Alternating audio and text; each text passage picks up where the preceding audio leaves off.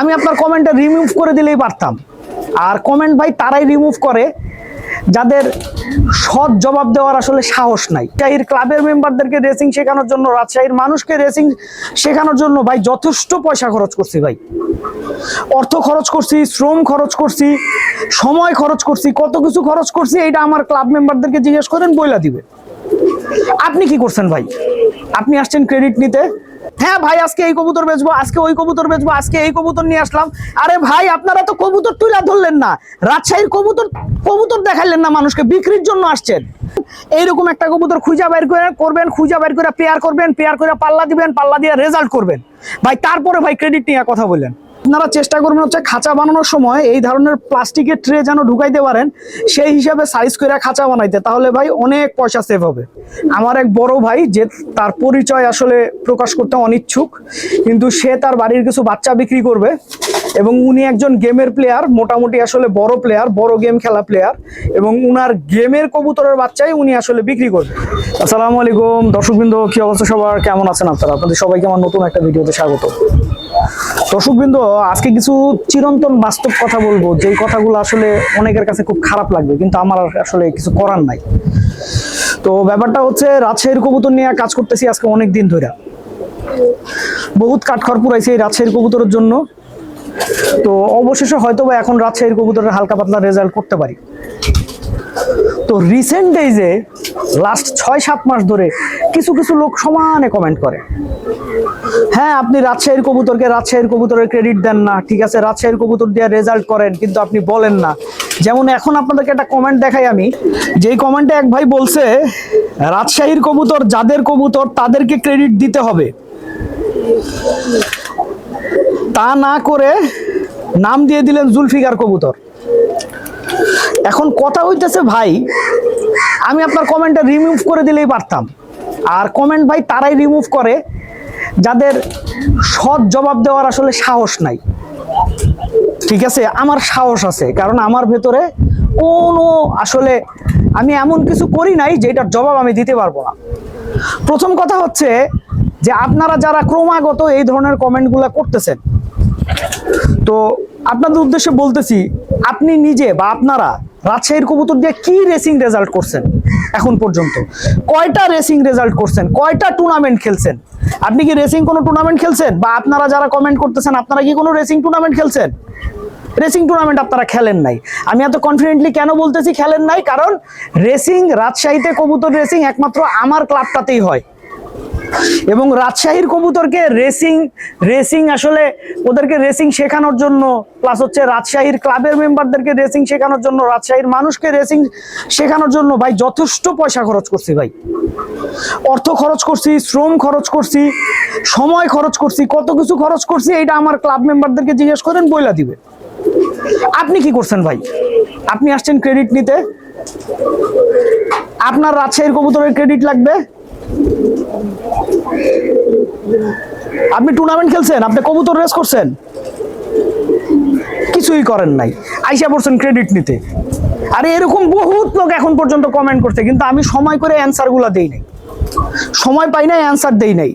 কিন্তু এখন আমার কথা হচ্ছে এইটা ভাই, আপনি যে কমেন্ট করছে তাকে বলতেছি না, এছাড়াও আরো অনেক লোক আছে, বা আপনিও হতে পারেন, আপনি ভালো জানেন, ঠিক আছে। মূল উদ্দেশ্য হচ্ছে কবুতর বেচা।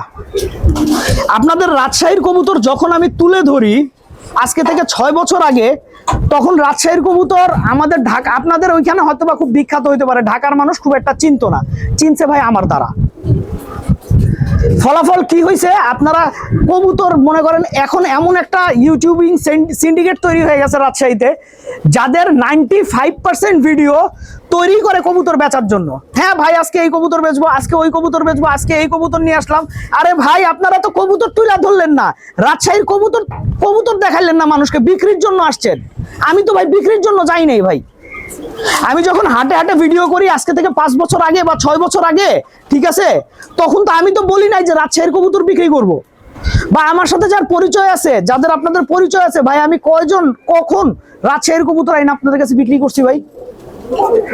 আমার কিছু ফ্রেন্ড সার্কেল ছাড়া, আমার কিছু ফ্রেন্ড সার্কেল আমার সাথে গেছে যে কবুতর নিয়ে আসছে, সেটা আলাদা বিষয়। আর আমরা যেই ধরনের কবুতর খুঁজি ওই ধরনের কবুতর 95% প্লেয়ারের কাছে নাই, কারণ আমরা রাজশাহীর অন্য একটা প্যাটার্নের কবুতর খুঁজি। আর এবার আসেন হচ্ছে সবচাইতে জরুরি ফ্যাক্টে। জরুরি ফ্যাক্ট কি? জুলফিকার কবুতর নিয়ে আপনাদের কথা। এখন কথা হচ্ছে, জুলফিকার কবুতর কি শুধু রাজশাহীর কবুতর দিয়ে তৈরি করা? ঢাকার কবুতর কি সাথে ছিল না?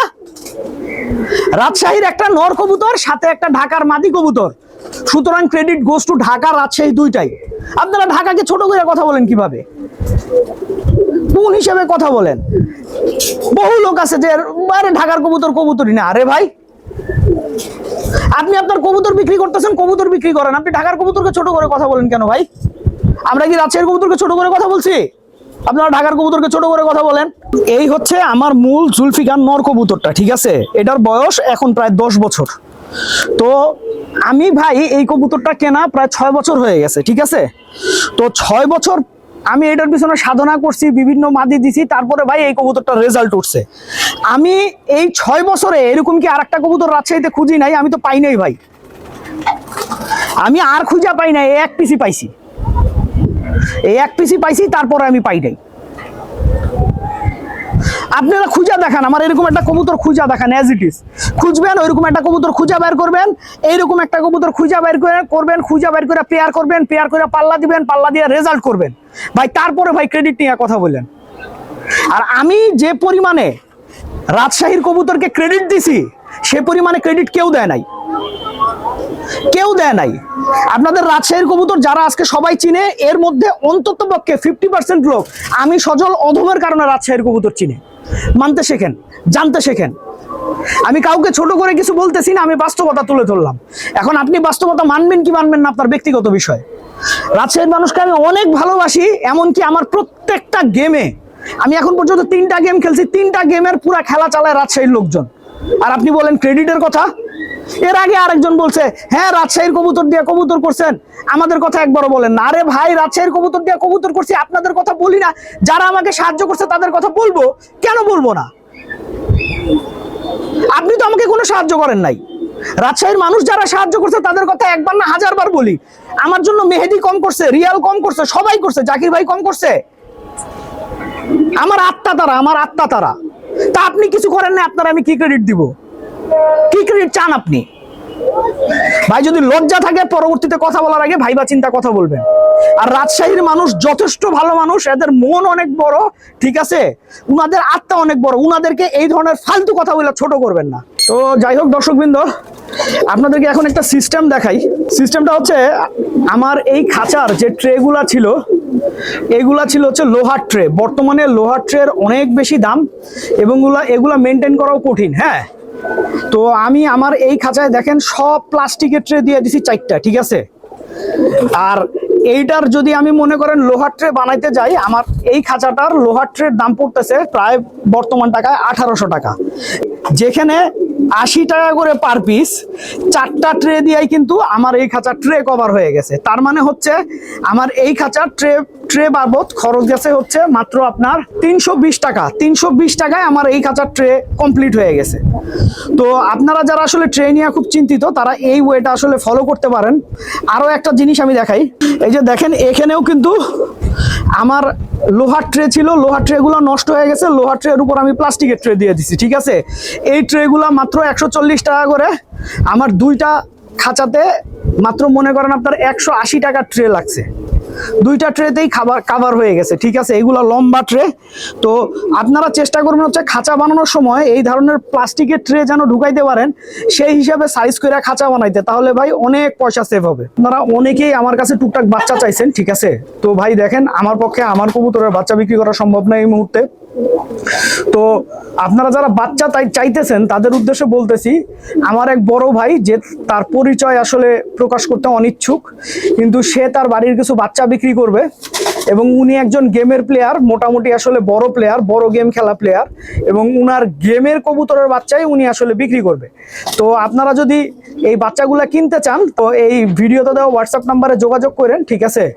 সেক্ষেত্রে আপনারা বাচ্চাগুলা নিতে পারবেন। হ্যাঁ, এই আর কি। আসলে অনেক বড় বড় প্লেয়ার আছে যারা আসলে এইভাবে বাচ্চা সবার সামনে সেল করতে চায় না আর কি, নিজেকে ফ্লাশ করতে চায় না।